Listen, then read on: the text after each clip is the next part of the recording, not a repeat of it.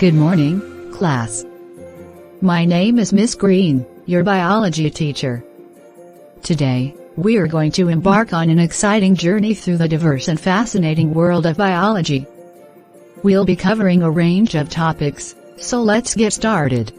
Ugh. Good morning, Miss Green, I guess. Man, I do not want to learn about stupid biology. Biology is so boring and stupid. Last time we dissected a frog, it was disgusting. Rosie, you need to have a positive attitude. Complaining isn't gonna help. Anyways, first up is plant biology. Who can tell me why plants are essential for life on Earth? They produce oxygen and provide food. Exactly, Emily. Plants produce oxygen through photosynthesis and are a vital part of our food chain. Now, let's move on to human biology. Can anyone explain the main function of the circulatory system? It transports blood and nutrients throughout the body. That's correct, Tom. The circulatory system is crucial for delivering oxygen and nutrients to our cells and removing waste products. Next, let's talk about cell biology. Who can tell me the difference between prokaryotic and eukaryotic cells? Prokaryotic cells don't have a nucleus, while eukaryotic cells do. Great answer, Sarah. Prokaryotic cells, like bacteria, lack a nucleus and other membrane-bound organelles, whereas eukaryotic cells, like those in plants and animals, have a defined nucleus and organelles. Moving on to genetics. Can someone explain what DNA is and why it's important? DNA is the molecule that carries our genetic information.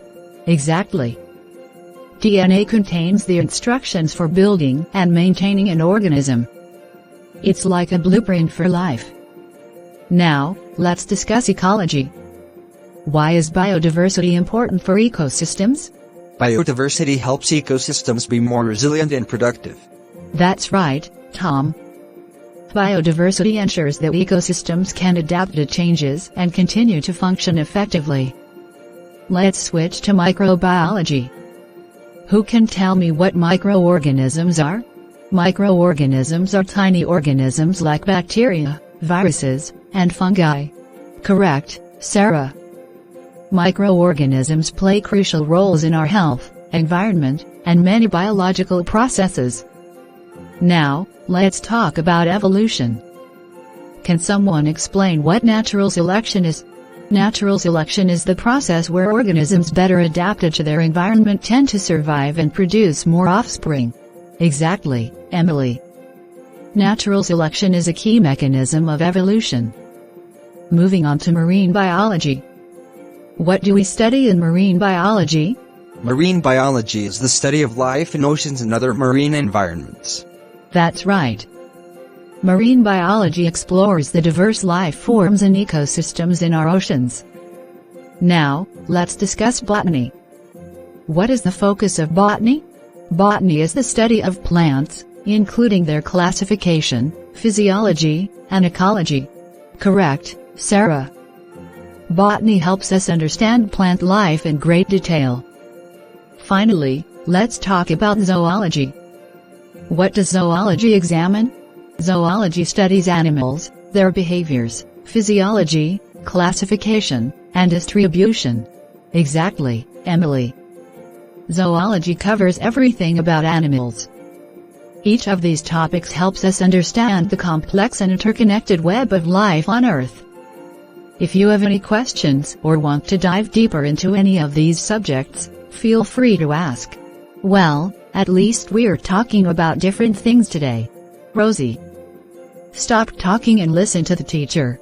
Mind your own business.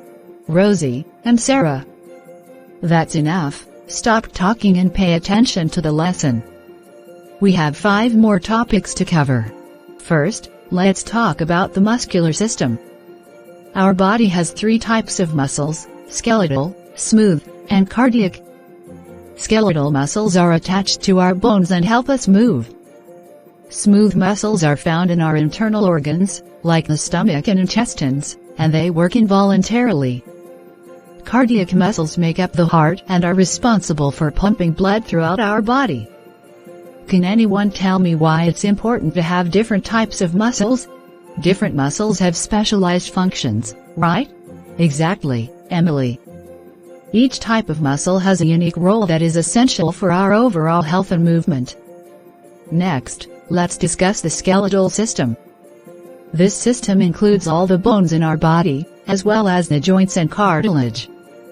The skeletal system provides support, protection for our internal organs, and facilitates movement. Why do you think it's important to have joints in our skeleton? Joints allow our bones to move and be flexible. That's right, Tom. Joints enable us to move in various ways and perform activities like walking, running, and jumping. Now, let's move on to the digestive system. This system breaks down the food we eat into nutrients that our body can use for energy, growth, and repair. The main organs involved are the stomach, intestines, and liver. Can anyone explain what happens to food in the stomach? The stomach breaks down food with acids and enzymes. Correct, Sarah. The stomach uses acids and enzymes to break down food into smaller particles. Now, let's talk about the endocrine system. This system includes glands that produce hormones, which regulate various body functions like growth, metabolism, and reproduction. Key glands include the thyroid, adrenal, and pituitary glands. Why are hormones important for our body? Hormones help regulate and control different body functions. Exactly, Emily. Hormones act as chemical messengers that help control and coordinate various processes in our body. Finally, let's discuss the immune system. This system defends our body against infections and diseases. It includes white blood cells, antibodies, and the lymphatic system. Can anyone explain how white blood cells help protect us? White blood cells fight off harmful bacteria and viruses. That's right, Emily, again. White blood cells are crucial for identifying and attacking pathogens that can cause illness. Each of these systems plays a vital role in maintaining the health and functionality of our body. If you have any questions or want to learn more about any of these topics, feel free to ask. This is so pointless. Why do we even need to know this stuff? It's not like we're going to be doctors. Rosie, it's important to understand how our bodies work and how to keep ourselves healthy. This knowledge is valuable for everyone, not just doctors. I still think it's a waste of time.